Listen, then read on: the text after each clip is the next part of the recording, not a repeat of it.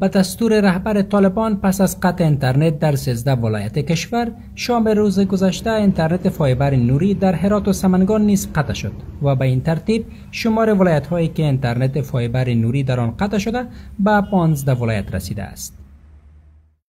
اکنون ولایت‌های قندهار، هلمند، نیمروز، ارزگان، پکتیکا، ننگرهار، لغمان، کنر، بلخ، قندوز، تخار، بدخشان، بغلان، سمنگان و هرات به طور کامل از اینترنت سریع فایبر نوری محروم شده‌اند.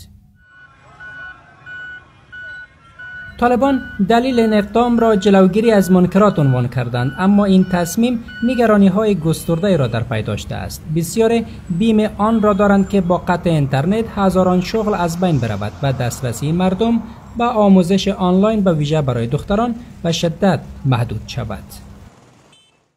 بنیاد ملاله با انتشار بیانیه به قطع گسترده اینترنت در افغانستان واکنش نشان داده و آن را حمله تازه به حقوق اساسی مردم به ویژه زنان و دختران عنوان کرده است.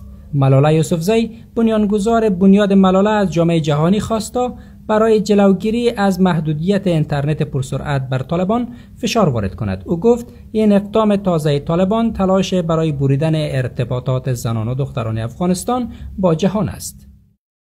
محروم کردن مردم از اینترنت پرسرعت به ویژه فایبر نوری نوع ظلم آشکار در حق میلیون ها انسان، محصل، استاد، دکتر، تاجر و خبرنگار و هر فردی است که برای کار و زندگی روزمره‌اش به اینترنت وابسته است.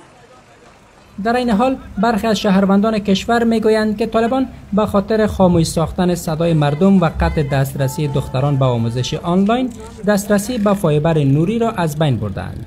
آنان از جامعه جهانی میخواهند تا برای حفظ دسترسی مردم به اینترنت اقدام فوری کند. قطع شدن اینترنت در ولایت‌های مختلف باعث فلج شدن زندگی میلیون‌ها آدم شده و باعث شده که زنان حتی به صورت آنلاین هم نتونن تحصیل کنن. قطع اینترنت به معنی خاموش کردن صدای زنان، جلوگیری از آموزش و محروم ساختن مردم از ابتدایی ترین حق بشریشان است، یعنی دسترسی به اطلاعات است.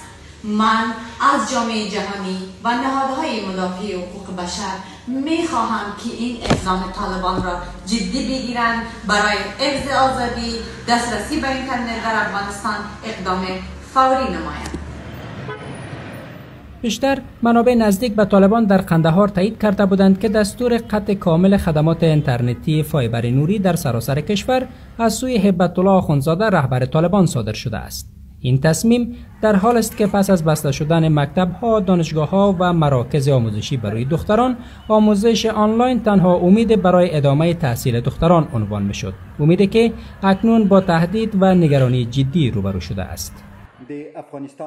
در سوی دیگر منابع گفتند که مختل شدن سیستم بانکداری از دیگر پیامدهای این اقدام طالبان بوده است.